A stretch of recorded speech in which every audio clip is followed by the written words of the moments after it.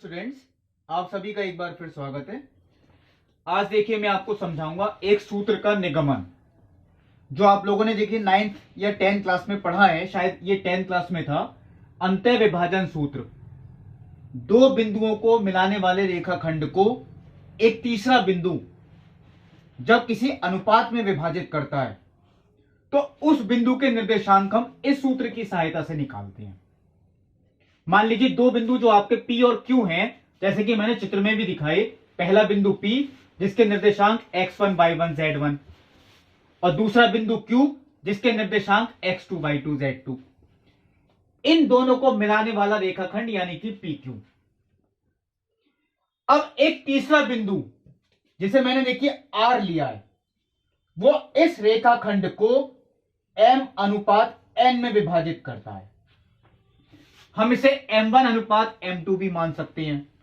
जो भी आपको ठीक लगता है, आप m1 अनुपात m2 भी ले सकते हैं, m अनुपात n भी ले सकते हैं। तो इस तीसरे बिंदु के निर्देशांक हम कैसे निकालें, यही आपको समझाना है और यही होता है अंतः विभाजन सूत्र। तो चलिए, जो तीसरा बिंदु है यानी कि R, जो कि रेखाखंड PQ को m अनुपात n में विभाजित करता है, उसके निर्देशांक मैंने मान लिए। यहां चलिए लिख देता हूं मैं बोर्ड पर। माना R जिसके निर्देशांक मैंने x y z अभीष्ट बिंदु है।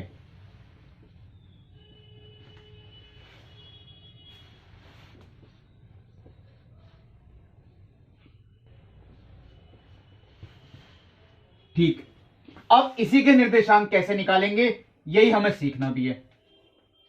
चलिए मैं कुछ रचना करता हूं यहां पर।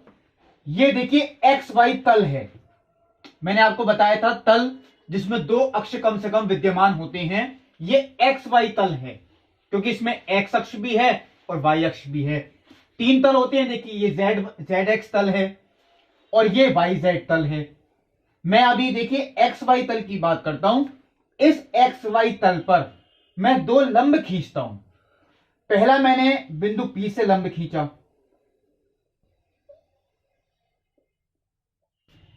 और दूसरा मैंने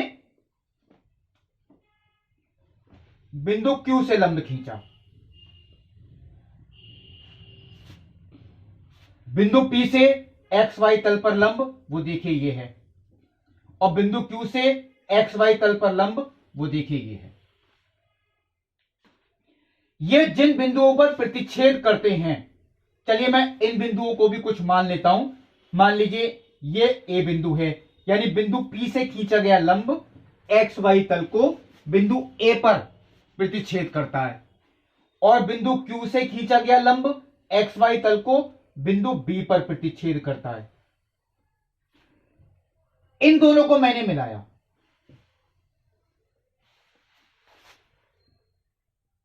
और एक काम देखिए करते हैं।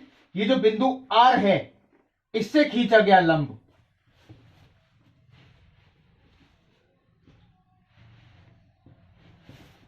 ये भी AB रेखा को ही विभाजित करेगा किसी ना किसी बिंदु पर।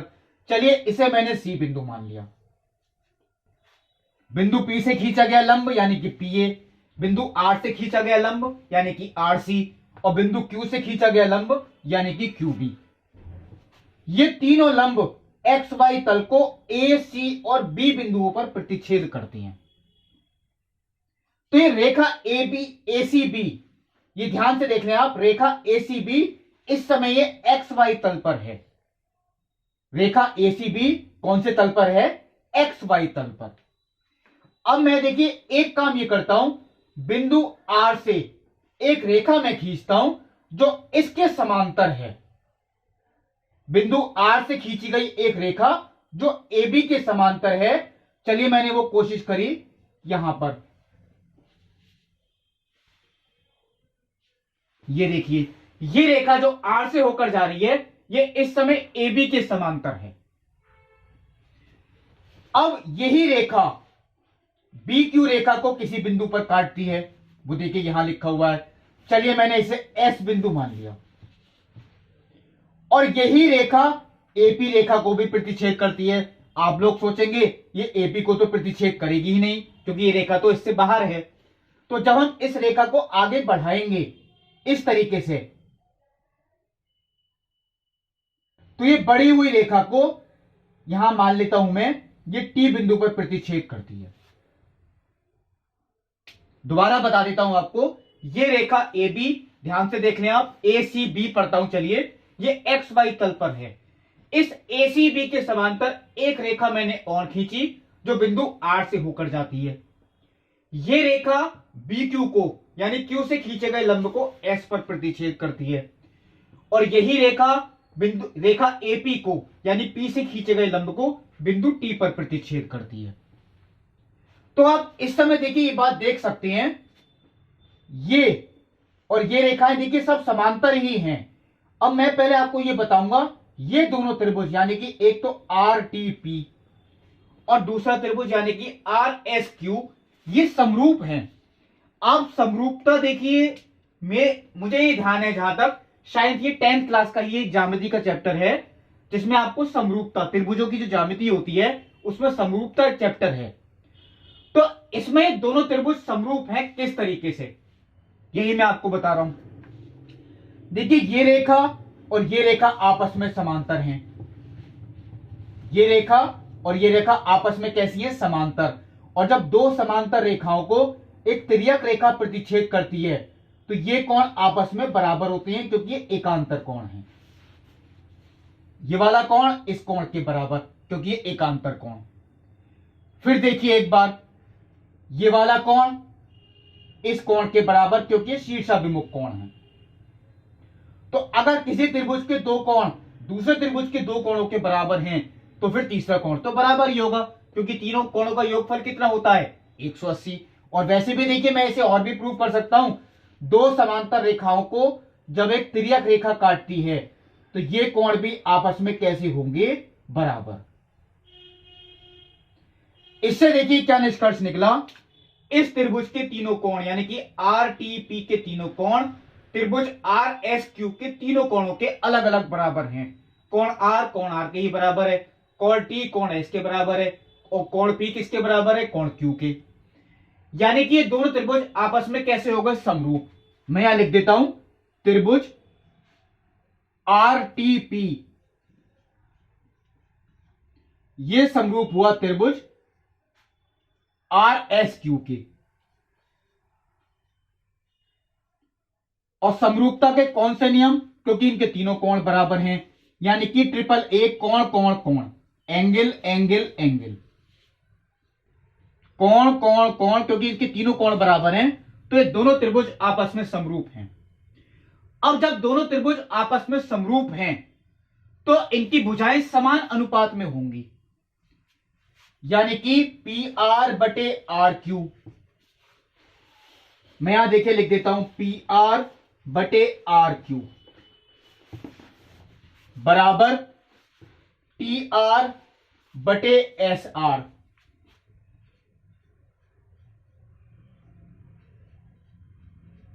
और बराबर टीपी बटे क्यू एस।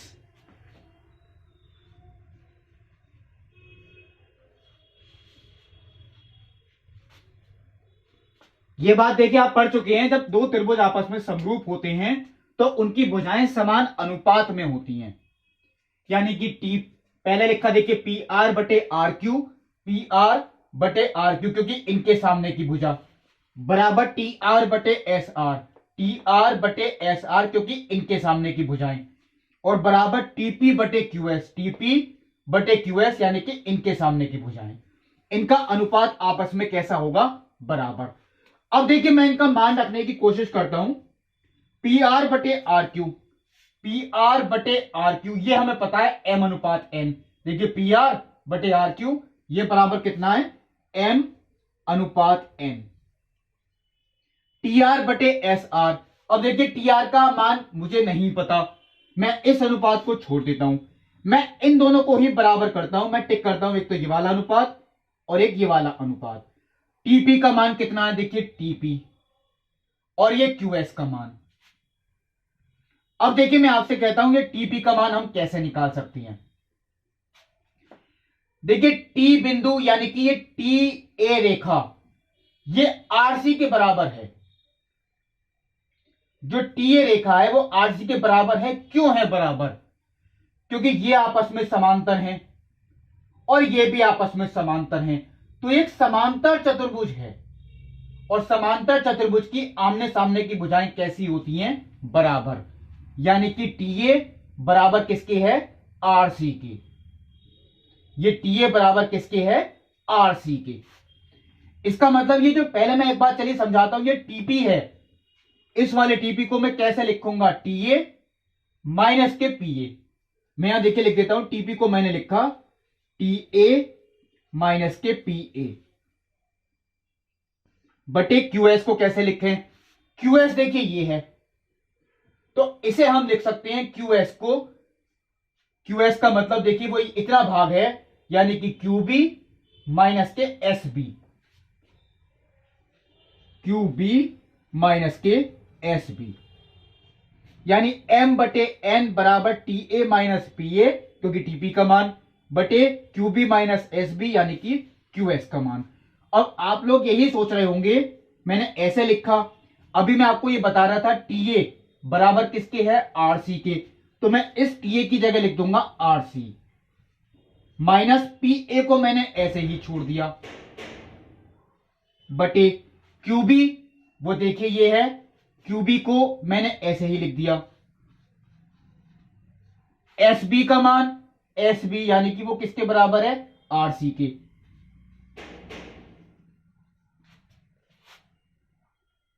यही वजह क्यों थी लिखने की, अब मैं आपको बताता हूं। हमें इन सबके मान पता हैं,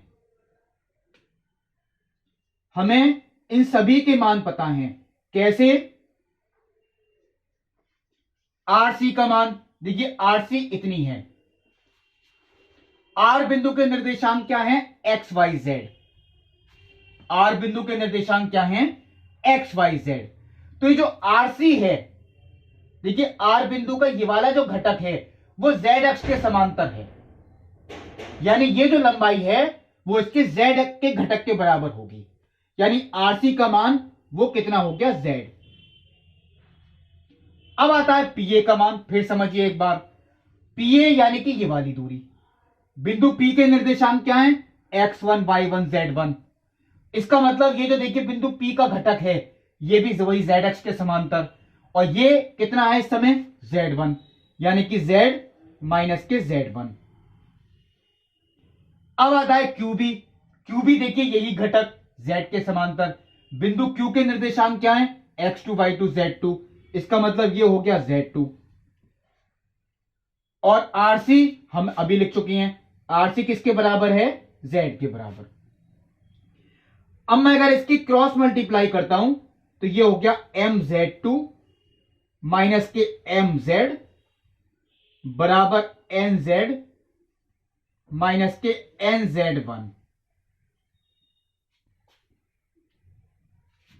और चलिए मैं एक काम ये करता हूं, z वाले पद तो मैं एक तरफ लिखता हूं और बाकी सब देखिए एक तरफ, यानी कि mz2 इसे मैंने इधर ले लिया बाईं तरफ, nz1 बराबर इसे मैंने दाईं तरफ लिया, यानी कि mz plus nz। mz2 plus nz1, हमने इसमें z कॉमन लिया,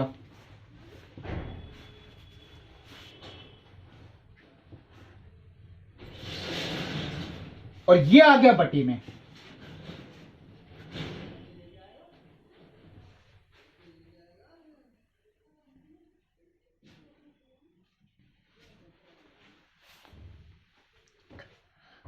ये देखिए ये z वाला घटक निकल के आया mz2 प्लस nz1 बटे m प्लस n। अब देखिए मैंने आपको z वाला घटक निकालना सिखाया, x वाला घटक भी रह गया, अभी y वाला घटक भी रह गया। लेकिन अगर हम इसी प्रकार ये कैसे कर सकते हैं, पहले मैंने इन दोनों से लंब खींचा x y तल पर, तो जब हमने x y तल पर खींचा तो z वाला घटक निकल के आया। अगर इन्हीं बिंदुओं से हम एक्स जेड तल पर लंब खींचेंगे, कौन से तल पर? जेड एक्स तल पर, तो y का घटक निकल के आएगा, और वो y का घटक निकल के कितना आएगा? वो भी मैं लिख देता हूं, y equal to my2 plus ny1 बटे m प्लस n। बिल्कुल इसी तरह, और यही आपने 10th क्लास में भी पढ़ा है। और इन्हीं बिंदुओं से जब हम लंब खींचेंगे z y तल पर, यानी कि y z तल पर, तो x का घटक निकल के आएगा, यानी कि mx2 प्लस nx1 बटे m प्लस n। तो इस बिंदु के तीनों निर्देशांक, यानी x निर्देशांक, y निर्देशांक, z निर्देशांक, तीनों का मान हम निकाल सकते हैं इन सूत्रों की सहायता से। इसका डेरिवेशन वो मैंने आपको अब बताया था। अब देखिए, ये जो सूत्र था ये तो था अंतः विभाजन सूत्र। अब मैं आपको बताता हूं बाह्य विभाजन। देखिए वही सूत्र, लेकिन थोड़ा सा डिफरेंट होगा। इसे हम जानते हैं बाह्य विभाजन सूत्र के नाम से। अभी जो मैंने आपको देखिए समझाया था वो था अंतः विभाजन सूत्र, लेकिन अब जो मैं बता रहा हूं आपको वो है बाह्य विभाजन सूत्र।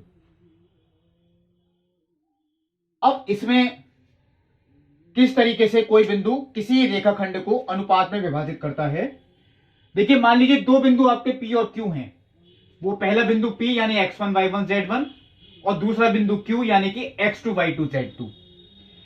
अब रेखाखंड PQ को कोई बिंदु बाह्य विभाजन का मतलब है वो बाह्यता विभाजित करेगा।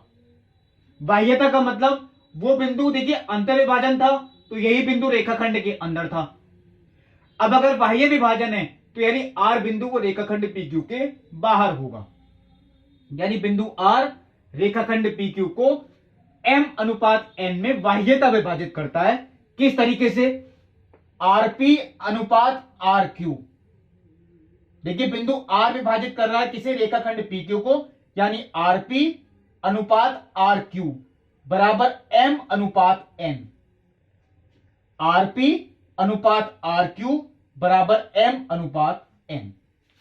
यही देखिए मैंने यहां लिखा, उल्टा लिख दिया है, RQ अनुपात RP, RQ अनुपात RP बराबर N अनुपात N। अब देखिए मैं इस क्वेश्चन को अंतर विभाजन की तरह ही सॉल्व कर रहा हूं। किस तरीके से? जैसे मैंने यहां पे देखिए लंब खींचे थे, बिंदु R से एक लंब खींचा XY तल पर, बिंदु P से लंब खींचा XY तल पर, और बिंदु Q से भी लंब खींचा। यह रेखा इस समय XY तल पर है। इस रेखा के समांतर बिंदु P से मैं एक और रेखा खींचता हूं। ये देखिए, यह रेखा इस समय QB रेखा को, चलिए मैं मान लेता हूं, S बिंदु पर विभाजित करती है। और यही रेखा अगर हम इस रेखा को बढ़ाते हैं तो यह T बिंदु पर विभाजित करती है। अब ये त्रिभुज देखिए, मैं दोबारा आपको नहीं बता रहा, त्रिभुज PTR और PSQ ये दोनों समरूप हैं। और जब ये समरूप हैं, क्योंकि ट्रिपल ए यानी कि कौन कौन कौन से समरूप ही होंगे, तो इनकी भुजाओं का अनुपात भी समान होगा।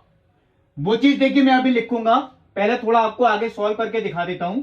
हमें ये अनुपात देखिए दिया गया है, RQ अनुपात RP, ये हमें दिया गया है N अनुपात M। मैंने RQ को ब्रेक करके लिखा, RQ को ब्रेक किया, RP प्लस PQ, RP ऐसे ही छोड़ दिया, बराबर किसकी है? N अनुपात M की। चलिए आगे देखते हैं। अगर मैं इसको आगे सॉल्व करता हूं, मैं चलिए बीच में या शब्द लिख देता हूं, या मैं अगर इन्हें सेपरेट करता हूं तो RP बटे RP 1 हो गया, PQ बटे RP ऐसे ही मैंने छोड़ दिया, N बटे M यहां लिख दिया, 1 गया माइनस में, यानी हमारे पास जो बचा PQ बटे RP,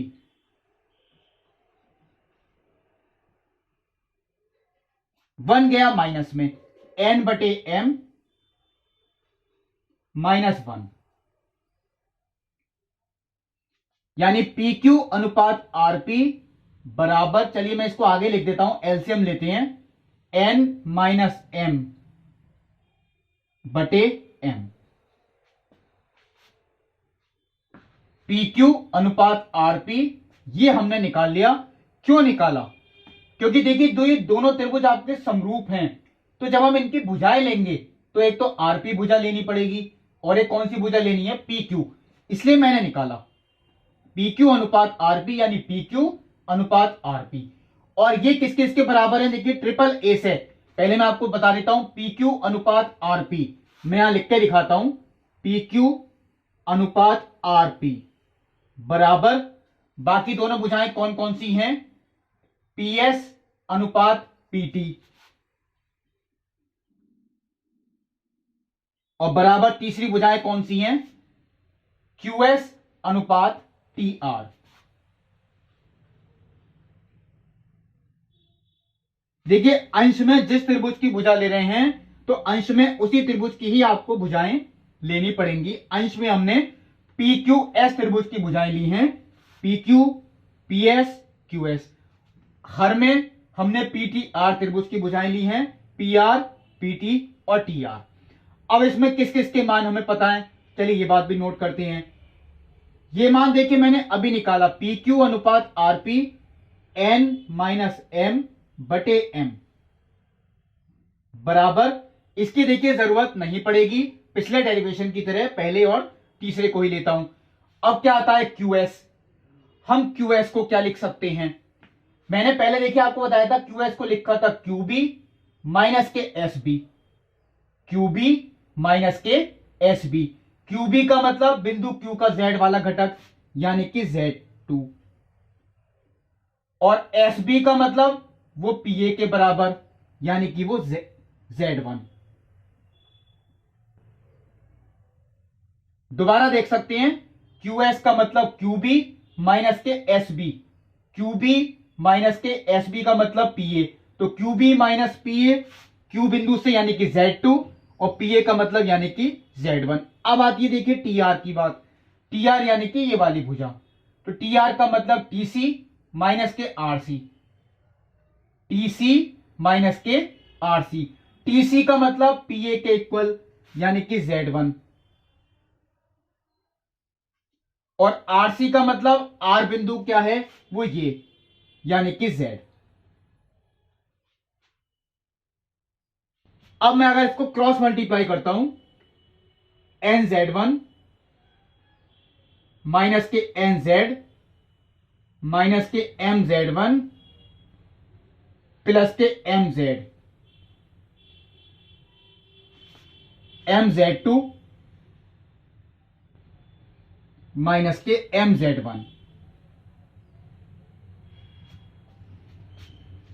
अब इसमें देखिए क्या कैंसिल आउट हो सकता है? माइनस के एम Z1 से माइनस के एम जेड वाला पद, वो देखिए आपका कैंसिल आउट हो गया। अब कोशिश मैं ये करता हूं, Z वाले पद तो मैंने इधर ही रहने दिए, और इसे मैं इधर ले गया।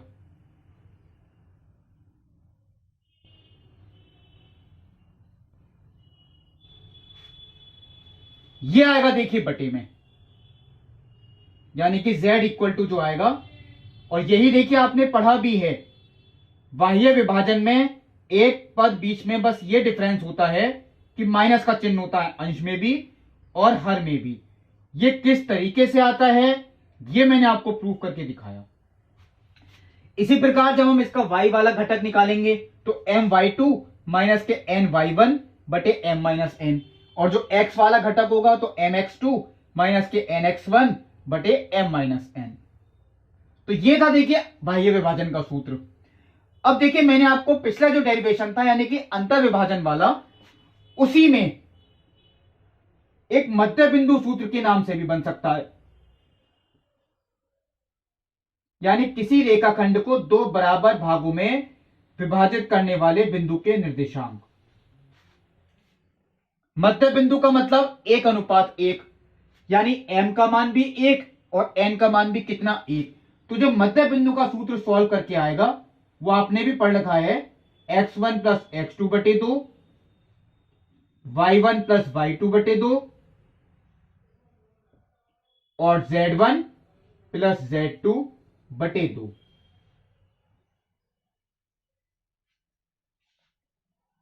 ये हुआ देखिए मध्य बिंदु सूत्र। तो ये जो सूत्र थे आपके जिन पे देखिए डिपेंड है पूरी प्रश्नावली यानी कि 12.3, उनका निगमन मैंने आपको बताया, अंत्य विभाजन सूत्र, बाह्य विभाजन सूत्र, एक मध्य बिंदु सूत्र, यह भी अंत्य विभाजन सूत्र से ही संबंधित था।